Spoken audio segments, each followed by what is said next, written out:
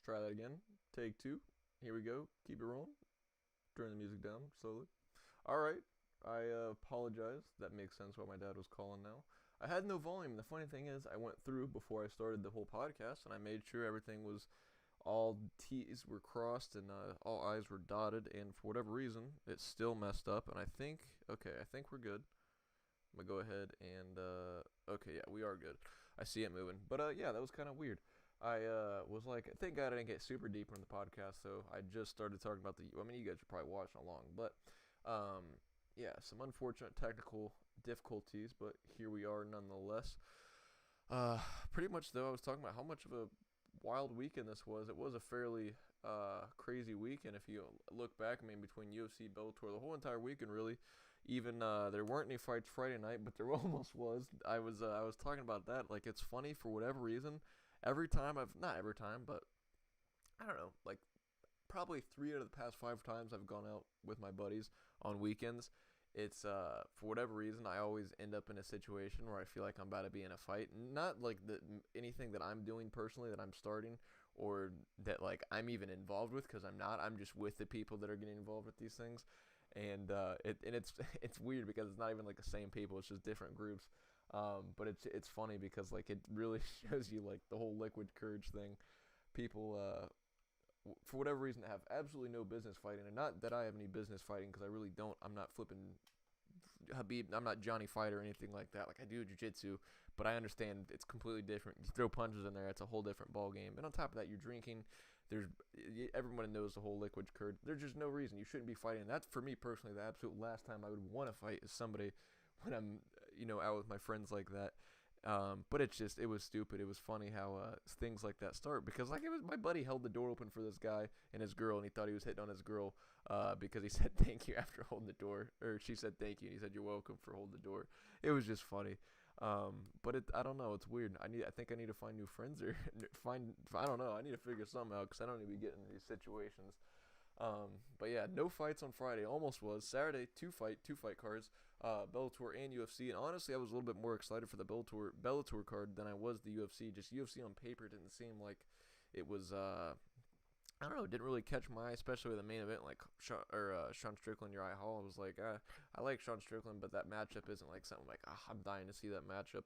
And I don't know. It wasn't something that really caught my eye. But as the fights obviously went on, if you guys watched that card, you guys know that was a pretty sweet card.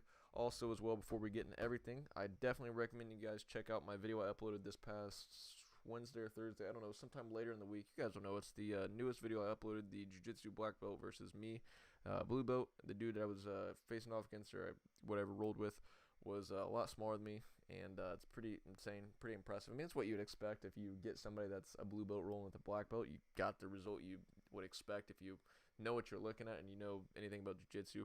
But it's just pretty crazy, especially with the casual eye. You see like the massive size difference, and I still get my butt whooped. But that's definitely a good video too, and I throw in a little vloggy lifestyle, little sprinkle of that in there as well. So trying to improve the videos, and I don't know, like I said, just to put more of my personality, everything I've talked about in the previous episodes of my podcast, and just pretty much explaining it. I'm just trying to put more personality, make videos I would want to watch, and I know that people would want to watch, and it's just more entertaining, not just me sitting here like I am right now. But it's a podcast, so that makes sense. But that's how all my other videos were, at least for a while, just me sitting in my room exactly like this with my camera and my mic, literally just sitting here talking about MMA, jiu-jitsu, having my mom react to stuff. I mean, which I like doing that stuff, but I also like being able to show you guys more of what I do, my life, who I am. So you guys, it's like you can kind of build, even though we don't all really know each other, it's kind of a one-way friendship, relationship, what you want to call it, because it's just me putting things out and you guys watching. But I do appreciate the feedback, comments. I had someone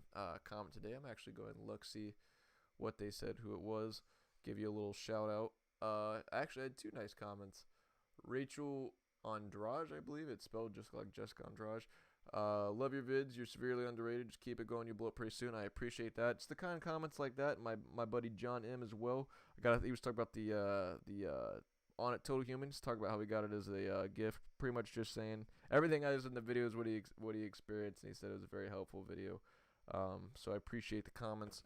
And yeah, I don't know. That's pretty much the whole reason I'm just trying to make things better, so I can make things that you guys want to watch, and like I said, videos that I would want to watch, and also videos I enjoy making. Because I think that's the biggest thing is because if I don't like what I'm doing, I'm not gonna do it. I'm not gonna force it, especially something like this. I'm not forced to do it, but I do it because I like to do it.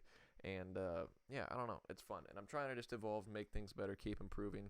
And even with the podcast, I've been thinking about, like, with the podcast, I go through the same routine where I, like, talk about a little bit about the weekend, and I get into the fights, go through the fight card, and I go talk about the Ultimate Fighter, and it's just like the same repetitive stuff, and I don't really, it's like you know what you're gonna get, and I feel like, so, I mean, that's good if you're someone that likes, I don't know if you're into that kind of stuff, or exactly what you're getting, what you're gonna get, but I also want to, I don't know, talk more about other things, not just this literally exact same things, just different names for the format that I use, because I'm literally going through fight cards. There's just different names. That's all it is that I'm talking about.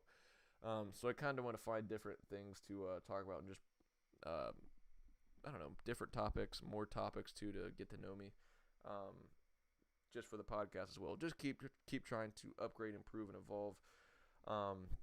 But yeah, also too, if you guys have videos that you guys want to see me make, or if you guys like certain type of videos I make, or if you don't like what I've been doing, let me know, because I'm trying to adapt, and you guys are the people that watch my videos, so I want to make videos that you guys want to watch.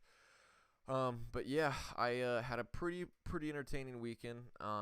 Even the bets, like, betting wise, I did pretty well. I did put some bets in that video I uploaded on whatever, Wednesday, Thursday, the jiu-jitsu video, and one of those bets hit, the other one didn't, but I actually ended up fading the one that didn't. And my actual bets, like, I didn't bet the one I said in the video. I know that's kind of crappy that I told you guys to bet one thing and I actually bet the opposite.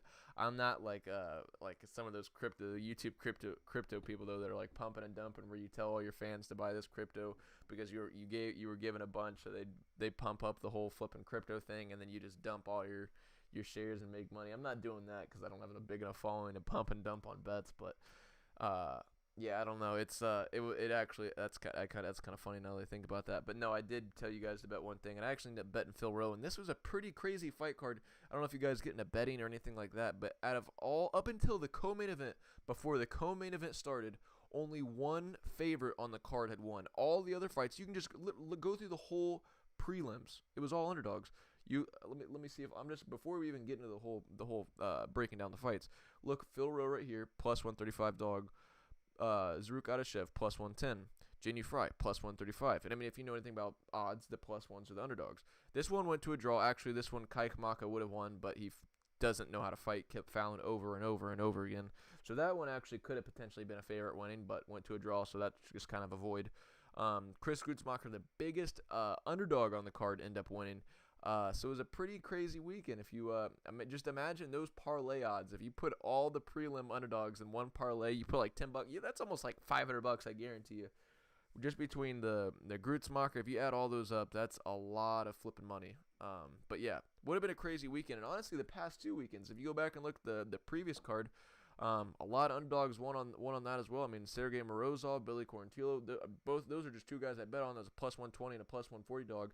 Both those, I mean, it's been a pretty good weekend for betting underdogs, and I don't know, maybe next weekend that's something to look into. Bet more underdogs. Just throw little money on more underdogs, and hopefully, if like around half of those hit, even a little bit less than half, you could still make your money back. But pretty crazy stuff, and that's the beauty of fighting. You never know. Like, I feel like you're more prone to get upsets like this, and especially getting this many upsets in a row. Like, you're only going to get that in fighting. That's the cool thing about fighting, is because literally anything can happen. There's not one touchdown that's going to completely stop the game, or one three-pointer that's going to completely stop the game. But there's always with that one punch, that one choke, that one arm, whatever. You know what I mean? There's always that one thing that can completely turn it around and be the nail in the coffin, and that's it. That's the beautiful thing about fighting. I think that's crazy.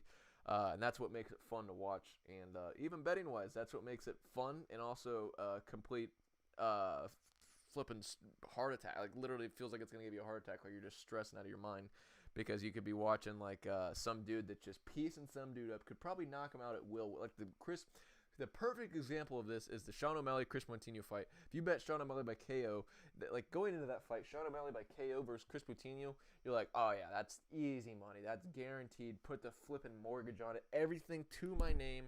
Sorry, I didn't mean to hit the mic. Take it, Mr. Bookie. Take it. And then you're watching, and he's piecing the dude up. He could literally just, in the dude's life at any point, but the dude won't go anywhere. That's the type of stuff I'm talking about. That makes you want to just scream. But that's also the downside of betting. So if you don't feel comfortable with being in those situations, don't do it. But yeah, no, this was that's I'm just rambling on about why I love MMA and betting MMA because it's so exciting with the underdogs. And this is a great example, but I'm gonna go on with that forever. I'm really bad at rambling. That's part of the reason too why I go through this little regimented schedule where I go through and talk about the fight card, talk about the fights this week, and you know that makes it easier for me not to ramble on. But yeah. I don't know. I'm a big MMA nerd. If you guys haven't picked that up, that's probably why you guys just subscribe to my channel as well. But yeah, I don't know. I'm a nerd like that. Pretty crazy betting wise though. Like I said, I did fairly well, and the problem is too when I ramble like this, I lose my train of thought. But we always have the little routine to stay back on track. Betting wise, did pretty well. I might as well go over my bets and run through my bets this weekend before we get into all the fights. Because then you guys can see what I bet on, and then we'll go through the fights and talk about them. Let me get these pulled up really quickly. I gotta log in. I was literally just logged in the last time we did the podcast, like not even 10 minutes ago. So I apologize. DraftKings, I'm a shareholder. I've had a love-hate relationship with DraftKings. I'm a shareholder, been a shareholder for a while, and sometimes they like to screw me over. The cash out particularly screws me a lot. I'll cash out like whenever I see the cash out thing pops up all the time, and I just get screwed where it takes forever. It'll just load, and be like, oh, cash out error, and then it's gone. I don't know. There's so many things with DraftKings that I just can't stand. But they're checking my location. I promise you I'm in a legal state. In a legal, not in an illegal state. I'm in a legal state. In a legal state. It sounds like illegal when I say it.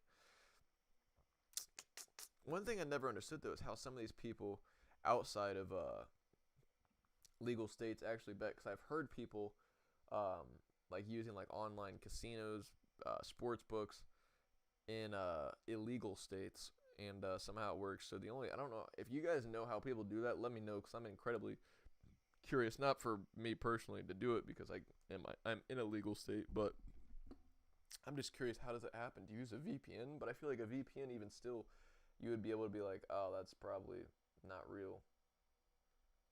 All right. Here we are. Switching it over now. First, whatever, big dub. 3 losses in a row, but the big dub right here. I put $5, as you can see, to win 12.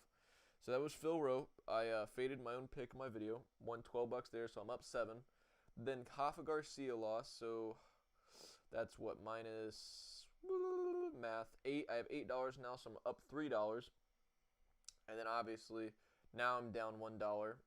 Now I'm down $3, and then I win this, so now I'm up $7. No, more than that. I'm up. Oh God, I'm down 3. So I'm up 13. Sorry, math. I failed like every math class in my high school, so I'm up 13 now. And then I win this bet, Usman Nurmagomedov. So now I'm up 15, 28. Is that right? 13. God dang it. I don't know, dude. Guys, I suck so bad at math. Every math class I've skimmed by on the hair of my chinny chin chin. And if this math is wrong, you can tell me. Yeah, it's 28 and some change. And then I lost 41 cents here with AJ McKee. But yeah, and then we're getting into Red Sox. So pretty much I'm up. I was up, 27 bucks on the night. I won 27 bucks last night. Or not last night, Saturday. I had a pretty rough stretch right here at these 3, but as you can see, it's only like all the small bets are the ones I lost, and all the big bets, because like you can see, $2, $4, and then $5 that one hit, $10 that one hit, $10.50 that one hit, and then 41 cents that one lost. And I'm so mad because I thought technical submission. Sometimes when you look at technical submission, it'll say TKO, technical submission. So I'm like TKO, and it says when you look on this like TKO, it'll be like any sort of any TKO or something. Well, when you actually place the bet, it says any sort of knockout, TKO, DQ decision, all that stuff. And then obviously the one that ended up winning was him by submission. I don't even know why I didn't bet him to win by submission, because both these guys are like finished machines. And on top of that, I feel like I should have bet the fight not to go out of the first round, because if you look at both their past couple fights, they don't make it out of the first round.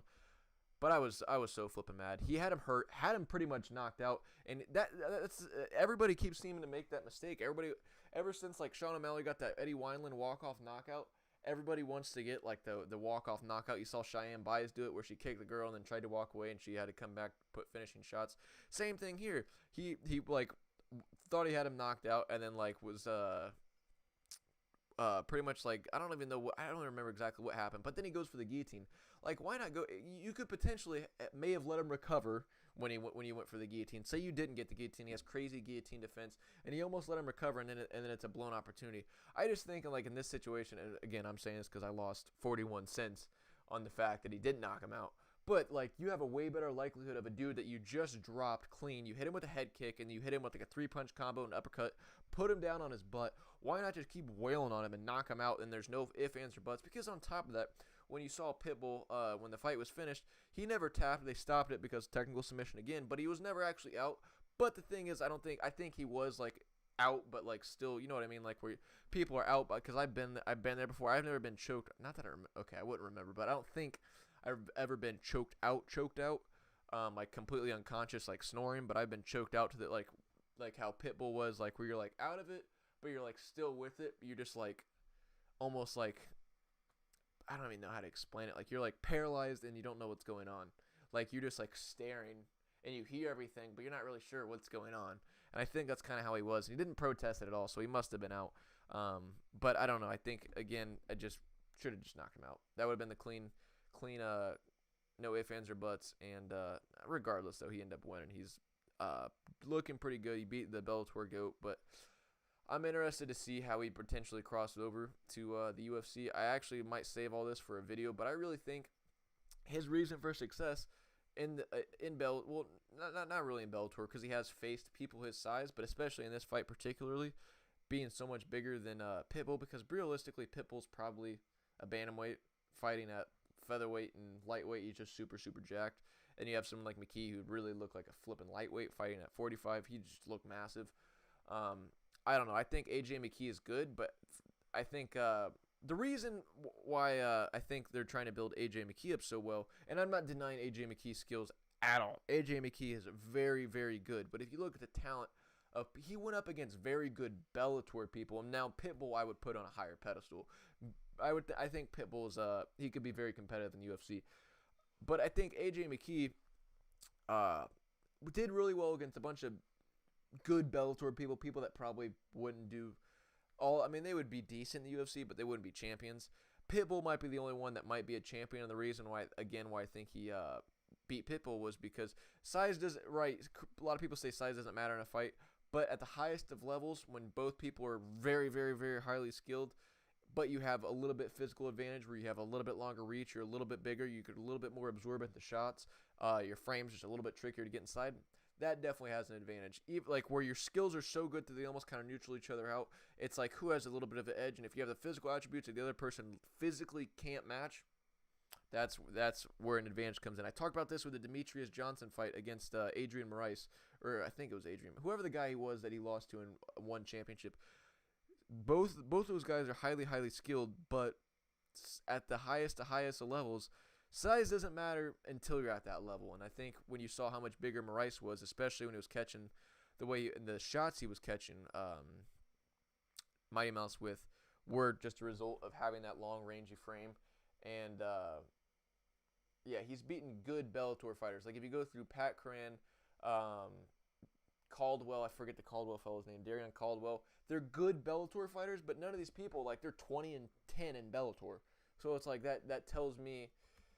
And again, I'm not discrediting him at all because he did beat Pitbull. But the thing is, Pitbull realistically is somebody. He's like a Frankie Edgar. He's like a like that type of guy that fought at lightweight. Matt Serra, but realistically probably should be fighting at bantamweight. Let me go to like his opponent's records.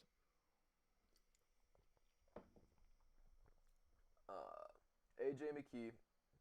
I mean, again, these aren't bad records, 14-3, but I mean that's actually a fairly decent record. But I don't really. Darian Caldwell is a former champion, but again, I don't really hold him to a super high standard because he wasn't that long reigning of a champion, especially in Bellator. If you're not I don't know. I'm not gonna get in all this because I'm gonna get a bunch of people that are actual like UFC haters, or because I'm a big hardcore UFC fan, but I also do believe that not all the best talents in the UFC. 20-9, 28-9, 23-7. I mean, these aren't bad records by any means, but like if you go to the people that Volkanovski's been facing, or Max Holloway, actually, now that I think about it, these aren't terrible records, but like the good Bellator people is honestly more what I'm talking about. Your Pat Curran, 23-7, Georgi Karikian, however you say his name, 23-9. I think he used to be in the UFC. Campos, 20-9. I think he's 20 and he should have been 20-10 after that loss. He's 20-11. So yeah, you look at these people's record, 20-11. What's Pat Curran at? 23-9, and these are all good Bellator fighters. And then Pitbull. Pitbull's very skilled. I'll give it to Pitbull. We'll go to let's see if we can make the link from Bellator to UFC through Pitbull. I'm gonna do that via Michael Chandler. Watch me. I'm gonna get all the way to flipping Max Holloway, and you guys are gonna be blown. I already know my route to Max Holloway. You guys are gonna be mind blown. So then we got Dan Hooker. How do we get to Max Holloway with Dan Hooker? Because we're going to compare this to my boy Max Holloway. How do we get to Max Holloway from Dan Hooker? All the way from flipping AJ McKee. Check this out. I sure know my way around the MMA sphere. Here we are, Max Holloway. Here we are. 22-4. 21-1, 20-1. I guess these are all like fairly similar records. 14-0. But if I'm looking at I don't know. I just feel like these are, and I guess I am kind of being biased. They're fairly similar. I will say it's a lot more closer than I expected, but I'm giving the edge to Max Holloway. Let's go to Volkanovski. He's a champion. Let's compare champion to champion. Champion to champion. 28-4, 18-4, 24-5, 11-0, 11-3. 15-1, 21-5. I don't know. I guess it's a lot closer than I thought, but I guess we won't know until we know. I think that definitely might be the fight to make, but let's go ahead and jump into these fights because I'm rambling on about AJ McKee and Bellator. We're talking about UFC right now. Philip Rowe, obviously you guys saw that fight, or I saw that fight. I don't know if you guys saw that fight. You saw I won money off that. Second round knockout. Actually was a pretty good first round for Kosi. Phil started turning around in the second round, just started tagging him up, using that reach. Adeshev Benoit. Adeshev was just overall the more skilled striker. I think Benoit had the better power, but he didn't really have the skills to set it up versus someone like Adeshev, just more skilled. Got the decision there. Ashley Yoder, if you guys are familiar with, if you guys have watched, good. Bellator has good fighters, but the UFC has a deeper roster with more varied skills. Definitely, I think Bellator has like 1, 2, like an AJ McKee, a Pitbull here, like I don't know, maybe Nemkov. It's hard to say if Vadim Nemkov is really that good. Michael Venom Page. I don't even think Michael Venom Page. I think Michael Venom Page would struggle to be a top 5 welterweight in the UFC. I really do. I don't think Michael Venom Page would be a top 5. He might be top 10, but I don't think he'd be top 5. I mean, put him against Gilbert Burns. Put him against flipping Stephen Thompson. Stephen Thompson's like washed, and he would probably work MVP. Put him against flipping Covington. I mean, Usman would murder him. I don't know. They just don't have. But versus UFC. You got Dustin Poirier, you got Charles Oliveira, you got flipping Kamaru Usman, Colby Covington. You can just go through weight classes.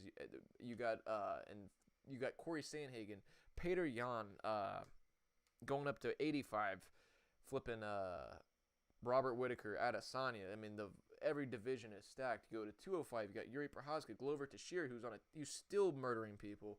I mean, heavyweight's a little less deep. I think heavyweight's.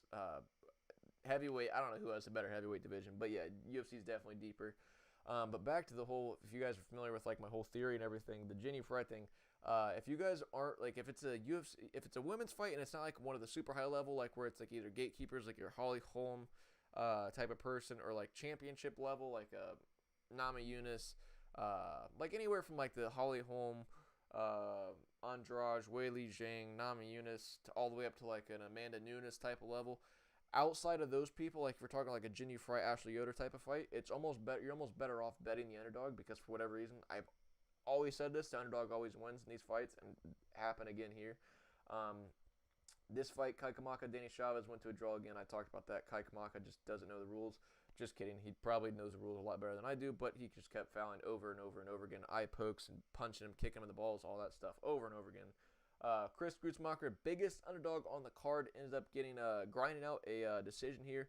Had a pretty rough first round, almost got knocked out, and then Hoffa Garcia just completely blew his wad, gassed out, and just got grinded out to a decision. Grutzmacher got the perfect middle or whatever middle name, nickname.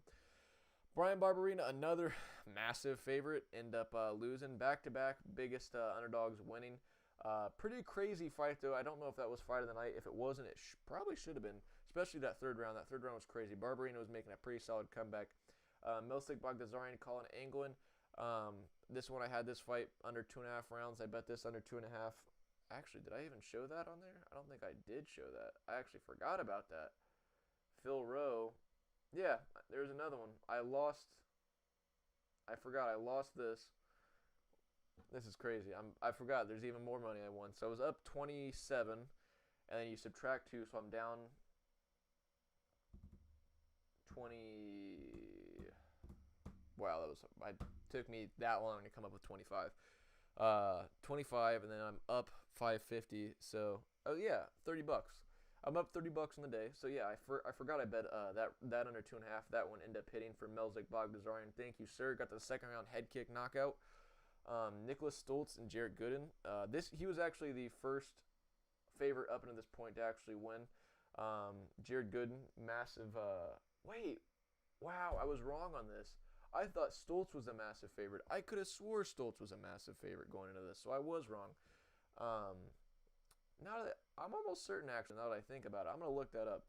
Nicholas Stoltz versus Jared Gooden fight odds. I could have swore Stoltz was a big favorite. I could have swore.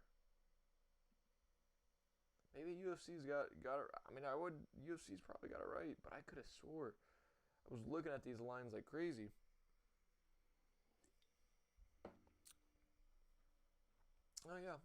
Oh yeah. No.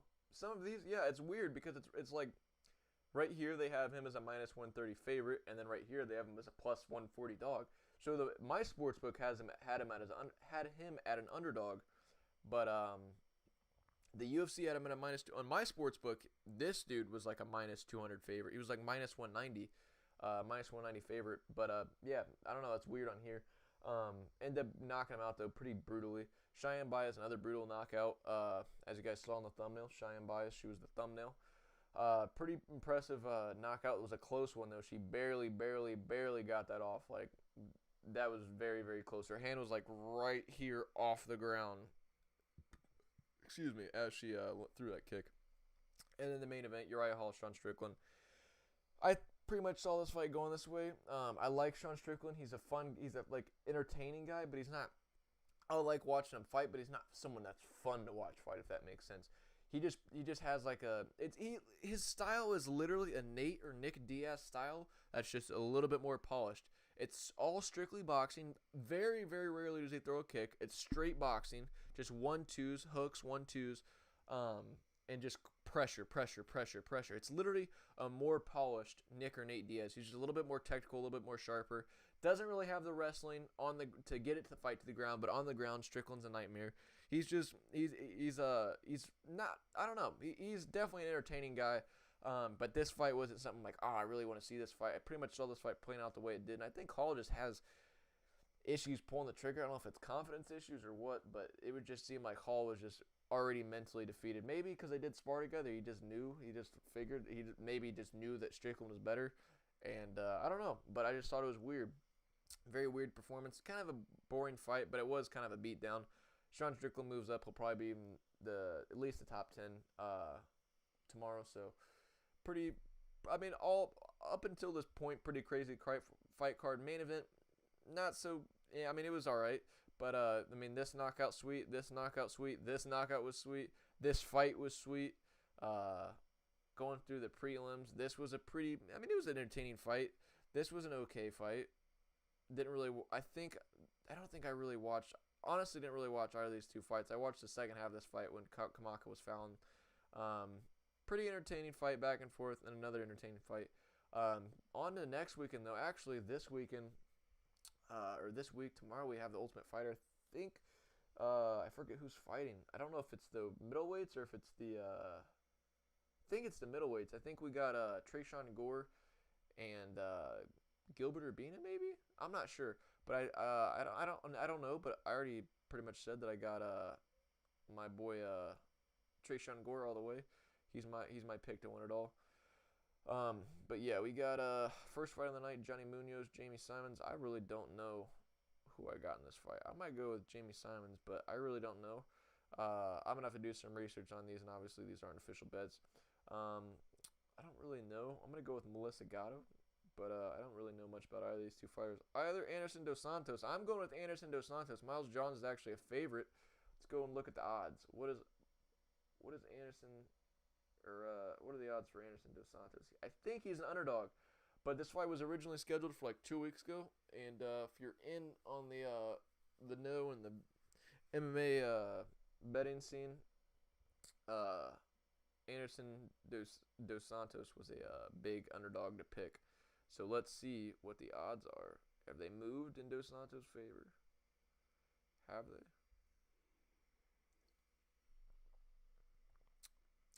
No, it's about the same. Actually, I think it moved more for Johns.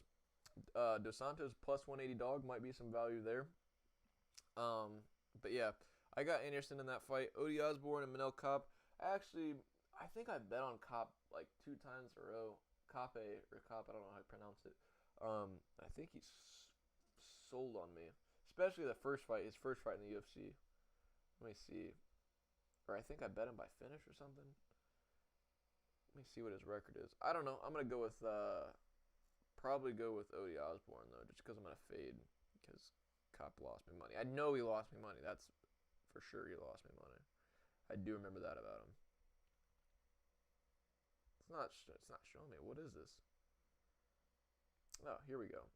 Yeah, had him against Pantoja. Yeah, and he's lost back-to-back fights, so I'm fading Kopp here. I'm going with Osborne. Karolina Kowalkiewicz, Jessica Pena. I'm going to go with Kowalkiewicz, probably. Got the same exact record, literally like the same exact fighter, except Pena's got a little bit of a reach. I'm going to go with Kowalkiewicz. Lonzo Minifield and Ed Herman. I'm going to go with Minifield. I think Minifield's probably just going to steamroll him, but Herman's a vet. He might be able to figure something out, have a Grietzmacher strategy. He's actually got a little bit of a reach. I'm probably going to go with Minifield by a vicious knockout. Look at the flipping composition between both these guys, too. This guy looks like I don't know. He looks like one of those people that just gets knocked out in the first round. He looks like he looks like he's on the wrong side of a first round knockout.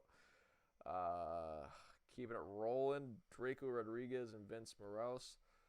I don't really know who I got. I'll probably go with Draco Rodriguez because my boy Vince doesn't look like he's got all the best of the record, but I don't know. He's got a little bit of a reach advantage, but someone's from Spam calling me. No. That actually would be a very entertaining segment of the podcast. I just start talking to spam people, but no, we're not talking. I don't know. I'm probably going to go with Rodriguez, though. I kind of like the name Draco, too. Bobby Green, Hoffel. Oh, my God. This is a fight. I didn't know this was on here. Hoffel, Fiziev, and Bobby Green. I'm going Fiziev by I feel like Bobby Green's durable enough to get to a decision. I think I'm gonna go with Fiziev by decision, but Fiziev is a dude. That dude is a monster. Like, I don't know. I think I've definitely talked about him on this channel before. He's such an entertainer. If you guys like watching like Muay Thai or kickboxing, like you like actually watching the sport of Muay Thai, this dude is like in MMA. Like he's so like it's literally like you're watching like a Muay Thai fight. Like his Muay Thai is insane. He's so fast and he's so flipping powerful. I don't know. He's like one of those short, stocky dudes, so he's got a lot of power to him, but I think Green's going to be durable. This is going to be a crazy fight, though. I didn't realize. I'm sorry. I'm, like, geeking out right now. This is going to be a crazy fight. Song Yudong, Casey Kinney, though. I got Casey Kinney in this fight. I'm riding with Casey Kinney.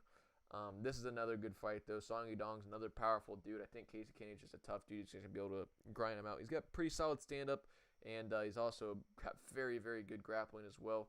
I'm going to go with Casey Kinney in this fight. Tisha Torres, Angela Hill. I'm probably going to go with Tisha Torres. I I really don't know though. I just feel like Angela Hill's so on and off. Like yeah, she's 13-9. She's just Angela Hill will win one, she loses one, she'll win two, lose two. It's just super inconsistent. I'm probably gonna go with Torres, but I really don't know. This fight said whoever the dog is in this fight, just bet the underdog. Honestly, let's figure out who the underdog is. I'll tell you exactly who to bet on this fight.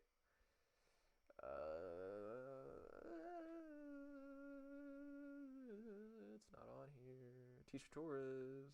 Bet Angela Hill. Here we go.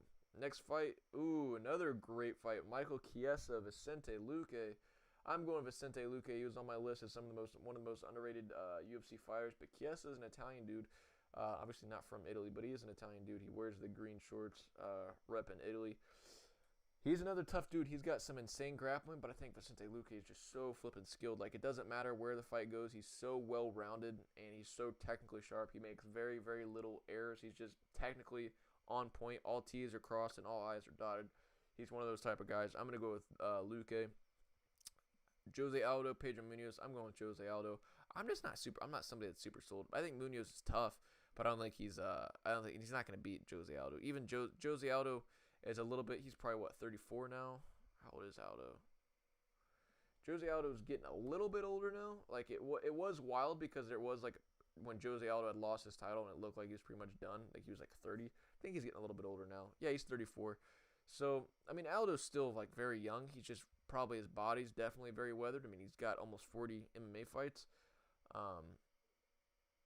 I don't know. I think Aldo will probably get this done. I'm not sure. I could probably figure out how old Munoz is here in a second.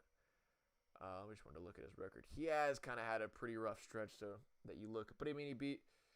I don't know. When you look at the people he beat, I think Munoz is in the same realm though as a Marlon Vera, Renato Moicano, Jeremy Stephens, Frankie Edgar. Like those dudes are all very tough, very skilled. They're not bums, but they're not elite fighters.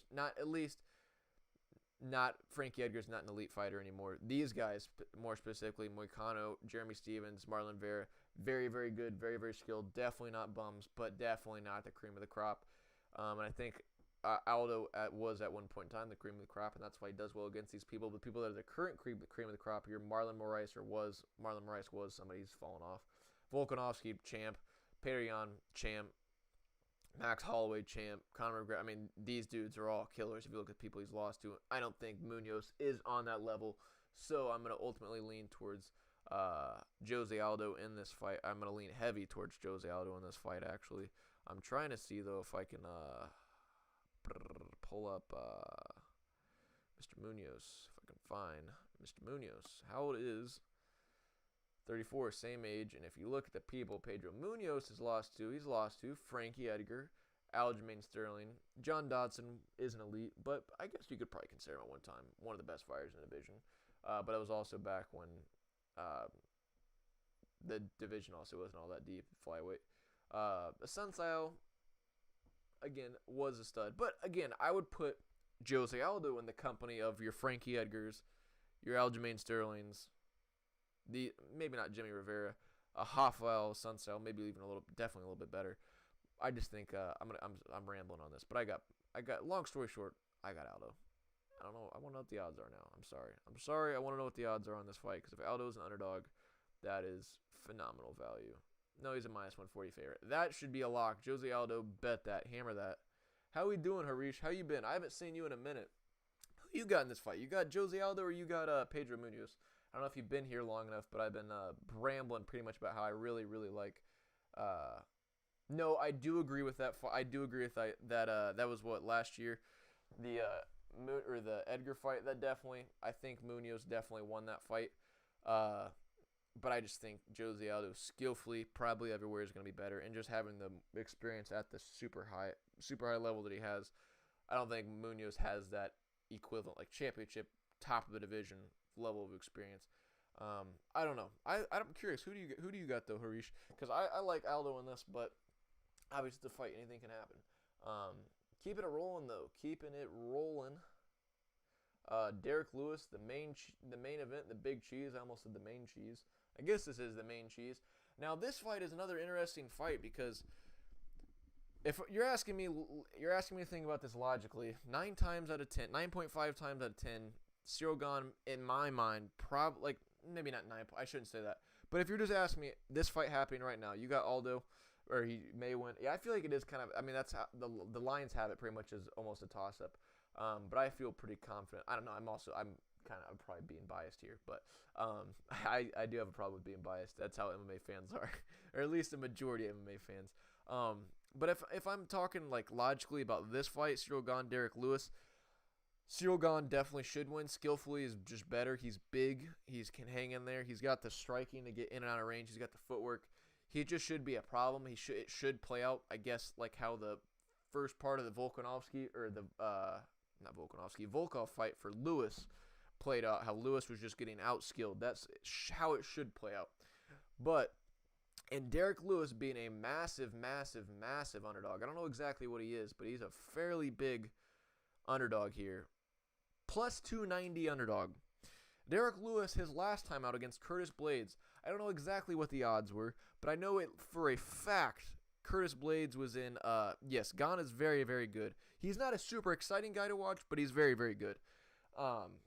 At least for me, he's not super exciting. His past 2 fights with Volkov and Rosenstruck weren't super exciting, but he's very, very good. He's very skilled, and anything can happen, and he can pull off exciting things.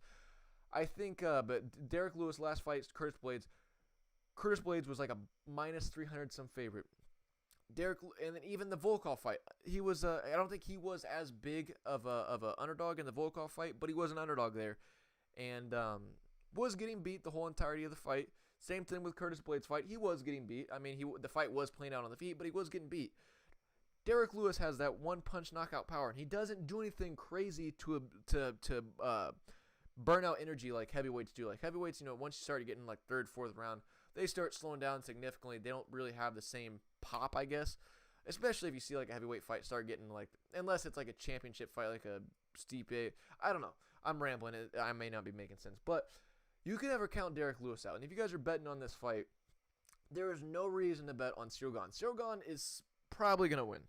But I'm telling you to bet on, I'm telling you if you have the money, just throw $5-10 on Derrick Lewis.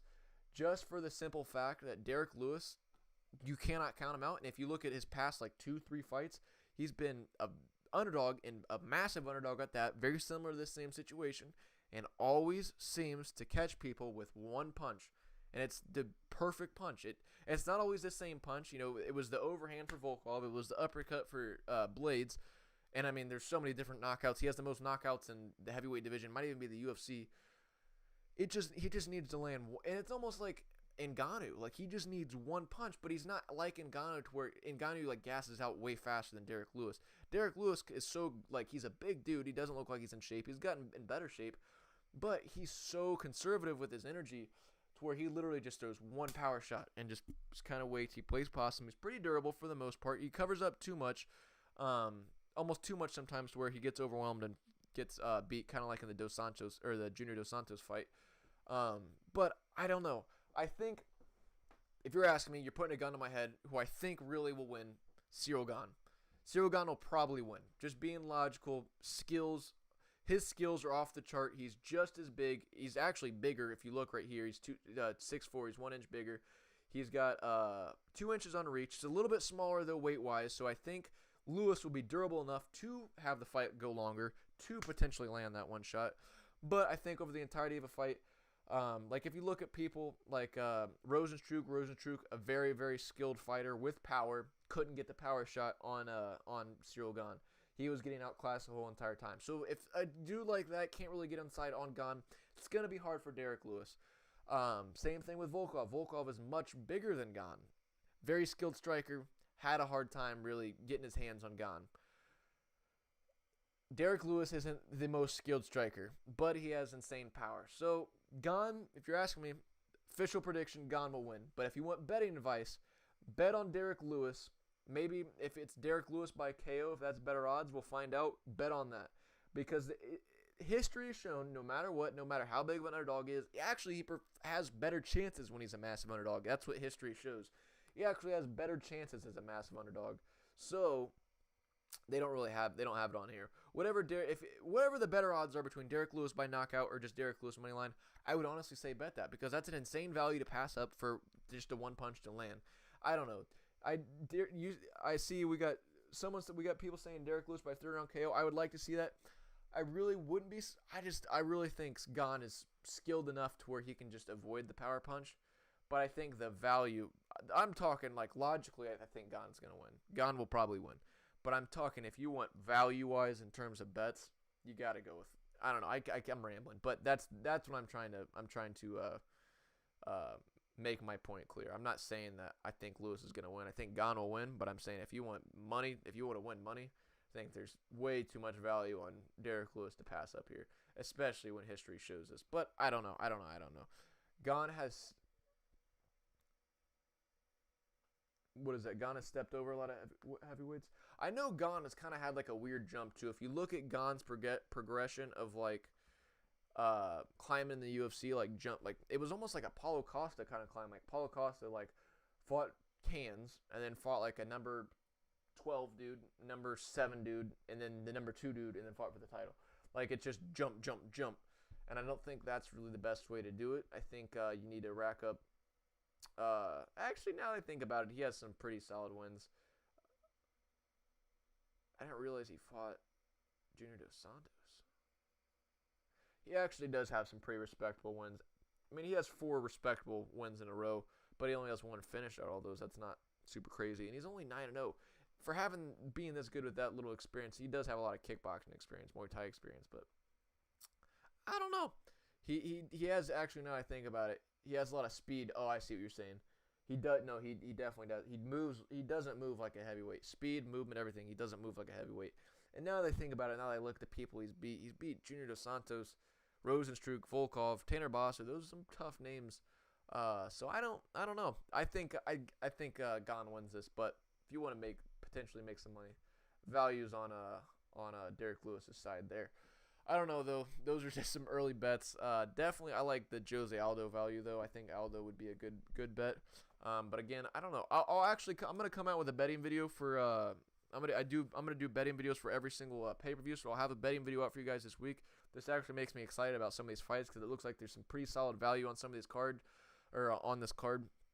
But all in all, I think that's gonna recap this episode. I hope you guys kind of did enjoy this episode because I kind of try to make it a little bit not really different, but I just tried to.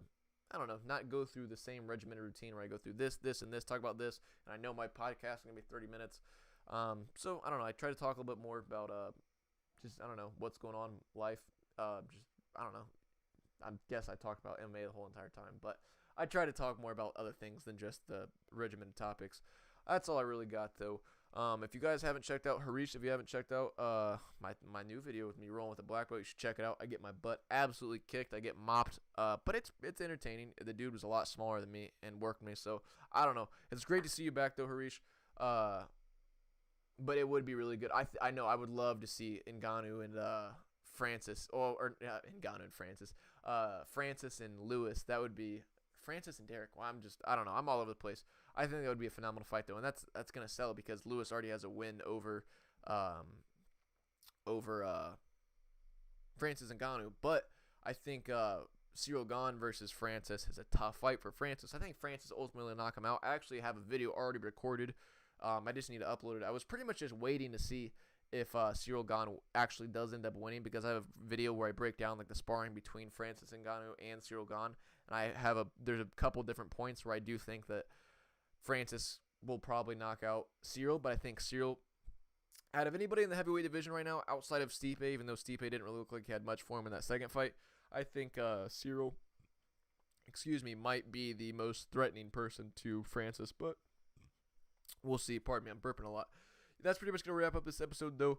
Great to see everybody back, Harish, everybody else in the chat. We had a pretty entertaining episode, a lot of people talking, so pretty good to see everyone back. Oh, no, that definitely wasn't even a fight. That was just more of like that was just like two people like, I don't even know. It was almost like you see people like warm up. Like no one really threw anything. It was just like the jabs from like 6 feet away, that kind of stuff. No, that definitely wasn't a fight. But I think if they do it again, that'll definitely be fireworks. That'll definitely, but either one of these matchups will be crazy for Francis. So it'll be interesting to see who does end up winning. I actually wasn't super excited about this card too, but now that I look through and see some of the fights on here, it does look like it's gonna be a pretty entertaining card for a pay-per-view. Though I'm not super pumped about it, especially with the previous ones we've had, especially coming off the Conor McGregor one. I don't know though. I hope you guys did enjoy though. If you guys did, please be sure to drop a like, share my podcast, share my videos if you do enjoy it. I would greatly, greatly appreciate it. Any of your support, you guys talk to me in the chat, you guys liking, sharing, subscribing, all that stuff. You don't understand how much it means to me because I'm literally trying to make a career out of this. Like, this is what I want to do. I want to be able to make a living off of YouTube and doing this kind of stuff. And your guys' support is what makes it happen, and it's invaluable to me. So the likes, the comments, everything like that, it's free to you guys, but it literally is invaluable to me. I really, really appreciate it. And obviously too, if you guys want to help below, I have links below. If you guys also want some kickbacks, like if you aren't into betting right now, but you're thinking about getting into it, if you guys want to sign up with DraftKings, I have a referral link below. But I'm not encouraging you guys to get into betting. Pay-per-view is weak, definitely. But the card last weekend, even though the pay-per-view does look weak on paper, but the card last weekend, I thought that card this past weekend didn't look all that great. So this one may surprise us. We'll see though. I don't know. I'm gonna get out of here, guys. This is actually gone on for a little bit longer than I expected. This was a long episode, but I'm gonna get out of here. I'll catch you guys later. Like, comment, subscribe. I'll catch you guys later on this week. Got a betting video, probably another video, probably 2 videos this week, maybe even 3. We'll see.